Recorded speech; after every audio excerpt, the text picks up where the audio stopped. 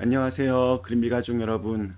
오늘 화요일 아침, 오늘도 이렇게 매일 한 말씀으로 오늘 하루를 시작하는 모든 분들에게 하나님께서 우리의 마음의 크기를 또 기도의 사이즈를 더욱더 넓혀가 주실 수 있기를 간절히 기원합니다. 네, 오늘부터 우리 느헤미야 말씀 함께 같이 읽어가겠습니다. 느헤미야 오늘 1장 우리 1절에서 5절의 말씀으로 함께 이 아침 시작하도록 하겠습니다. 느헤미야 1장 1절에서 5절의 말씀. 하가랴의 아들 느헤미야의 말이라. 아닥사스다 왕 제20년 기스르월에 내가 수산궁에 있는데 내 형제들 가운데 하나인 하나니가 두어 사람과 함께 유다에서 내게 이르렀기로 내가 그 사로잡힘을 면하고 남아있는 유다와 예루살렘 사람들의 형편을 물은즉 그들이 내게 이르되 사로잡힘을 면하고 남아있는 자들이 그 지방 거기에서 큰 환난을 당하고 능욕을 받으며 예루살렘 성은 허물어지고 성문들은 불탔다 하는지라.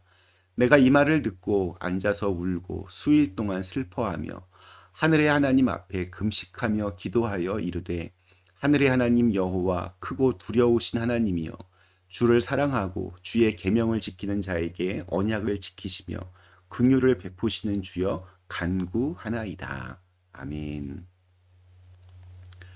네, 느헤미야는 할아버지 때 바벨론에 의해서 예루살렘이 멸망하고 나라를 빼앗긴 채 그 포로로 이렇게 끌려온 가정에서 태어났습니다. 포로로 끌려와서 이방 땅에서 거기서 태어나서 자랐습니다. 그런데 느헤미야가 굉장히 이렇게 똑똑하고 인품이 훌륭했던 것 같습니다. 그래서 상당히 출세를 합니다. 그의 직업이 11절에 나오는데 그의 공식적인 직함은 왕의 술관원입니다. 술관원이란 쉽게 말하면 왕이 이렇게 술을 마시기 전에 일단 그 맛을 먼저 보는 사람입니다. 아니 뭐 그게 그리 대단한가 이렇게 말할 수도 있지만 옛날에는 이게 굉장히 중요한 직책이었습니다. 왜냐하면 왕이 그 마시는 술에 독약이라도 이렇게 타게 되면 왕이 죽게 되기 때문에 왕의 생명을 직접적으로 책임지는 아주 중요한 사람이었습니다. 그러니까 뭐 그냥 이렇게 맛만 보는 것이 아니라 그걸로 끝나는 것이 아니라 왕과 같이 이렇게 앉아서 왕과 이렇게 이야기를 나누며 그 자리에서 여러 가지 나라의 일들을 서로 이렇게 의논하기도 합니다. 뭐 오늘날 가장 비슷한 직업을 고르자면 뭐 대통령의 비서실장 이 정도의 역할을 하는 사람이라고 보면 되겠습니다. 왕과 함께 페르시아의 아름다운 궁전 수상궁에 있던 느헤미야에게 어느 날 소식이 들어옵니다. 느헤미야의 형제 중 하나였던 하난이라는 사람이 고향 땅 예루살렘에 다녀온 것을 듣고 그에게 고국의 근황을 물었습니다. 그리고 하나니아에게 아주 자세한 소식을 듣게 됩니다. 우리 3절 말씀. 그들이 내게 이르되 사로잡힘을 면하고 남아있는 자들이 그 지방 거기에서 큰 환난을 당하고 능욕을 받으며 예루살렘 성은 허물어지고 성문들은 불탔다 하는지라. 그리고 이 이야기를 들은 느헤미야의 반응이 4절과 5절에 나옵니다. 내가 이 말을 듣고 앉아서 울고 수일 동안 슬퍼하며 하늘의 하나님 앞에 금식하며 기도하여 이르되 하늘의 하나님 여호와여 크고 두려우신 하나님이여 주를 사랑하고 주의 계명을 지키는 자에게 언약을 지키시며 긍휼을 베푸시는 주여 간구하나이다. 우리가 처음 만나는 느헤미야의 모습은 이렇게 울고 슬퍼하는 모습입니다. 이스라엘과 예루살렘에 남아있는 자기 백성이 이렇게 큰 환란을 당하고 능욕을 받으며 예루살렘 성은 허물어졌고 성문들은 불타버렸다는 소식에 느헤미야의 가슴이 이렇게 무너집니다.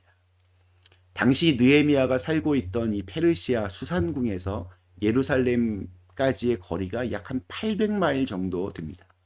아주 먼 거리입니다. 느헤미야는 이민 1세대도 아니고 이민 3세대입니다. 우리처럼 이렇게 미국에 살면서 이민 3세대 이쯤 되면 한국말을 잘하는 3세를 만나는 게 이거 굉장히 어렵습니다. 그러니까 사실 말이 이스라엘 사람이지 그는 이스라엘에 대해서는 뭐 가족들에게서 이렇게 어깨 너머로 배운 것들이 고작이었을 겁니다. 이방 땅에서 지금 출세했다면 아주 출세한 사람이었습니다. 뭐 명예나 지위나 뭐 조금도 아쉬울 것이 없는 사람이었습니다. 망해버린 조국이 어려움에 처했건 뭐 성이 허물어졌건 그의 삶은 별로 이렇게 달라질 것이 없어 보입니다. 자, 그러나 느헤미야는 자신의 그 조국의 소식을 전해준 사람에게 백성들의 형편을 이렇게 물어보고 그 소식에 함께 아파해야 합니다.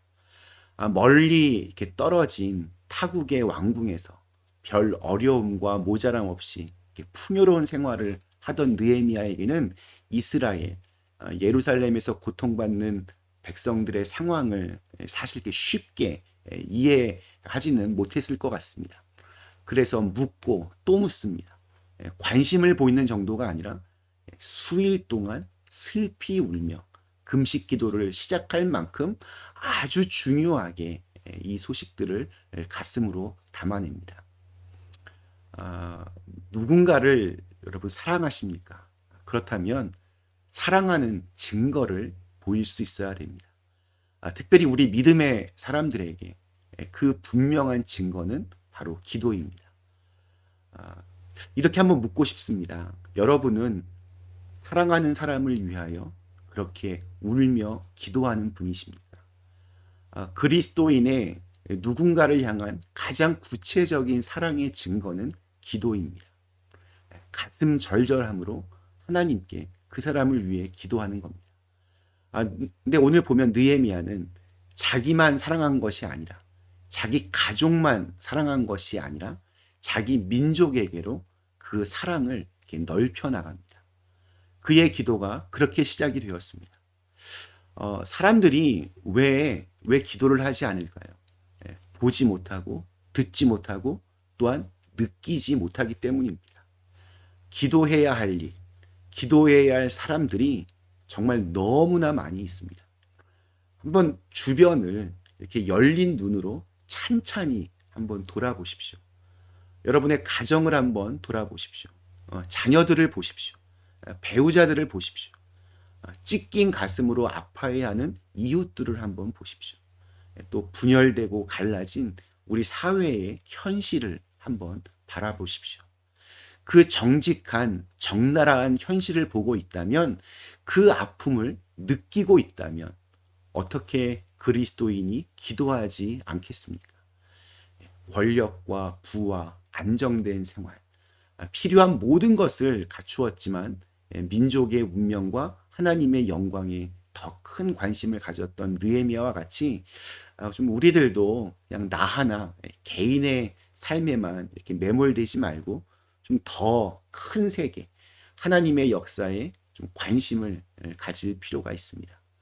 이 땅에 뭐 정치, 경제, 사회, 문화, 그리고 나와 더불어 함께 살아가는 이웃의 소리에 귀를 기울일 수 있어야 됩니다.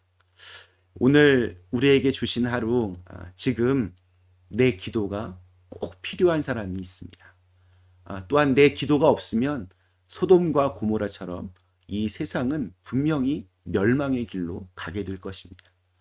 느헤미야의 그 눈물과 진심 어린 마음이 기도로 이렇게 이어졌듯이 우리의 사랑이 기도로 그 증거를 드러낼 수 있게 되기를 간절히 기원합니다. 잠시 함께 기도하시겠습니다. 하나님, 오늘부터 이제 느헤미야 말씀을 함께 읽어갑니다. 이 말씀들을 통해서 우리에게 또 새로운 은혜로 함께하여 주시옵소서. 우리가 보는 느헤미야의 첫 모습은 자기의 민족들이 당하는 그 고통에 가슴 아파해하며 수일 동안 금식하며 울며 그리고 하나님께 기도하는 모습이었습니다. 우리들도 이 느헤미야의 그 기도의 사이즈, 사랑의 사이즈, 믿음의 사이즈들을 본받을 수 있게 하여 주시옵소서. 예수님의 이름으로 간절히 기도드리옵나이다. 아멘.